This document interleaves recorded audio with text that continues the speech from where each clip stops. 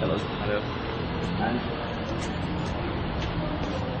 inside, there's our old friend, the sun.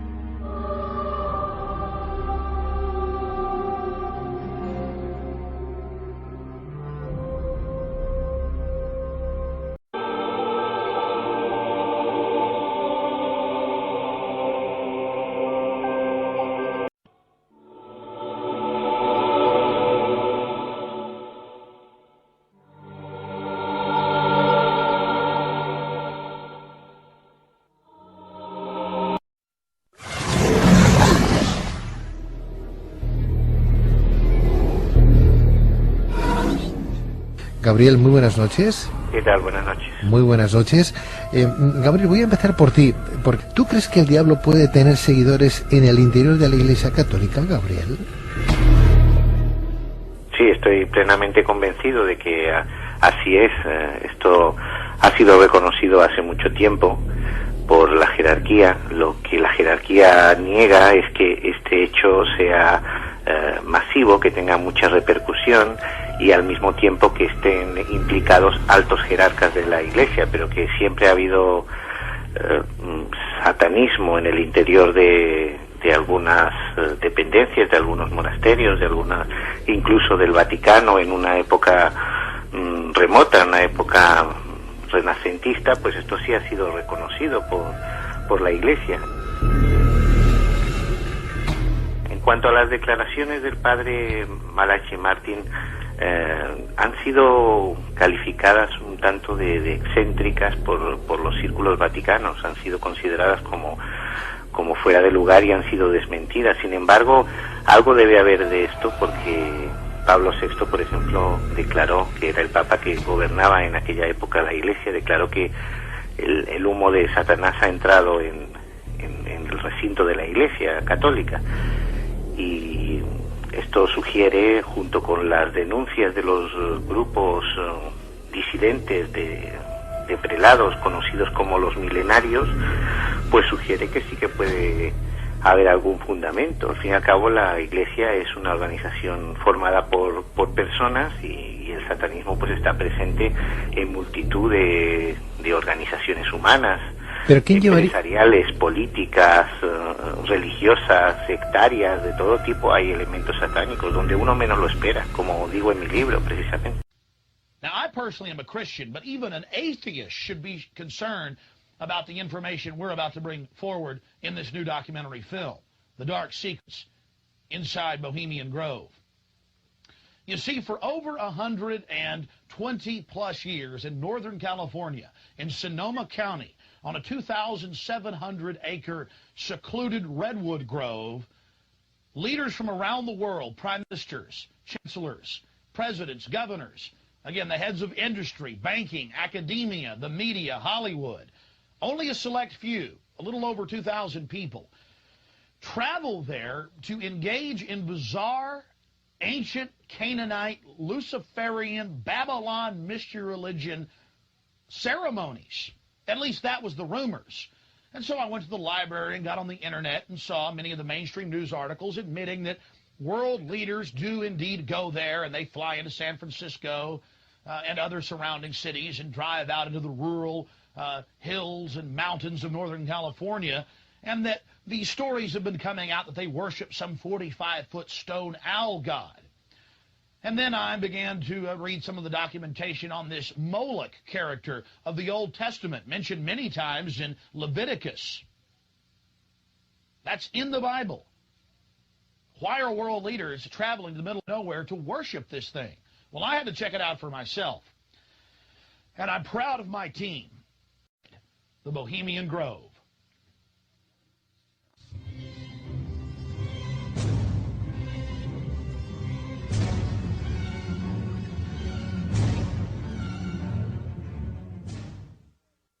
The The Bohemian Club, as it's known today, was founded in 1873 in San Francisco in Northern California. Many of the club's original annals, dating back to before the turn of the century, admit that local artists, writers, newspapermen, you name it, wanted a place away from the so-called backwardsness of the West Coast, the Judeo-Christian ethic. They found that place an hour and a half north of San Francisco, outside of the tiny town of Monterey. Their annals even admit an obsession with the occult and what they called druid rituals. Amongst the great redwood trees, they revived ancient ceremonies that in truth had their roots not in the Druids, but in Babylon itself. As the railroads brought commerce and larger populations, the prestige of the club grew until, in the year 2000, it is a gathering place for the world establishment, the elite. We're about to show you some of the key evidence documenting this. It is absolutely central to understand that these bizarre activities have been engaged in going back to 1873 and are not some new fanciful whim of the trendies on the West Coast. By the turn of the century, there was already a 10 to 15-year waiting list. Presidents from Howard Taft to Herbert Hoover were on the membership roster. Not to mention, later, famous war general Dwight D. Eisenhower, later to become president. The roster of the Bohemian Club reads like a who's who of the elite. Look at this photo taken inside the Grove back in 1963. There you'll see Ronald Reagan, and sitting two people over from him, later to become president, Richard Milhouse Nixon. Frankly, we don't know if these men actively enjoy the things that go on inside the Bohemian Club. But one thing is perfectly certain from the evidence. They are forced to go and attend and take part in these activities if they wish to be elevated to the highest levels of the geopolitical power structure. Take George Bush Sr., documented member. And then, of course, there's his son. Now, the last four generations of Bushes have also attended the Skull and Bones Society at Yale, well known to be steeped in the occult. Then there's Bill Clinton, a frequent attendee. Upon closer inspection, the entire federal government at the highest levels is infested with Bohemian Club members. And it doesn't stop there. America's private run-for-profit Federal Reserve Bank, from its very inception in 1913, has been run by prominent members of the Bohemian Club. Central Bank Chairman Alan Greenspan was seen leaving the Bohemian Grove only 1 month before he was appointed chairman of the Federal Reserve. He had to be a made man to be a member of the most powerful cabal on the planet. Historical record. These people are deadly serious, those taking part in the ceremony.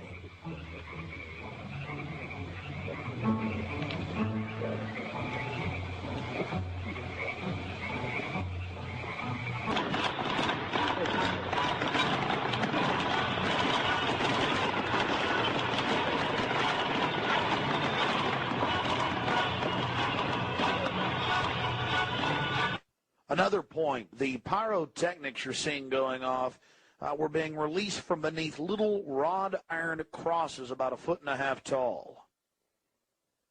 Also, notice the screams of pain coming from the sacrifice.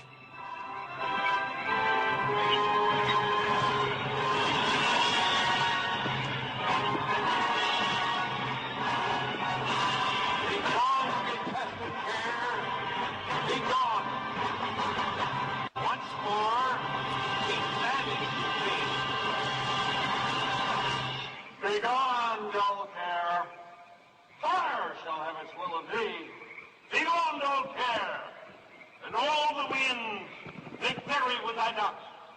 Hail fellowship's eternal flame.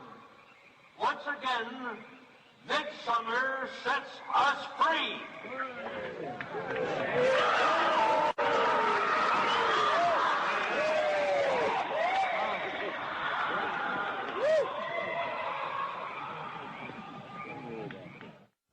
One of the facets of the ritual that goes deeply into the occult, again, we've already mentioned the Druids at their bonfires or bonfires throwing throwing bodies into fiery pits.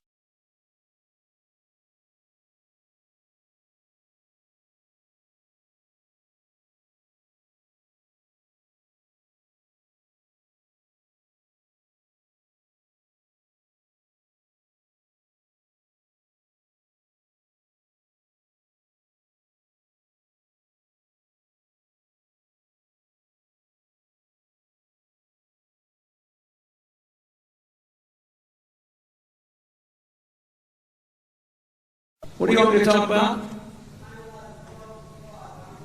Yeah. A fraud? No, it wasn't a fraud, but I'll be glad to talk to you if you'll shut up and let me talk. Now. And a fraud, let me tell you something. I'll tell you a couple of stories about fraud. The Bohemian Club, as you say, the Bohemian Club? That's where all those rich Republicans go up and stand naked against redwood trees, right? I've never been to the Bohemian Club, but you ought to go. It'd be good for you. Get some fresh air.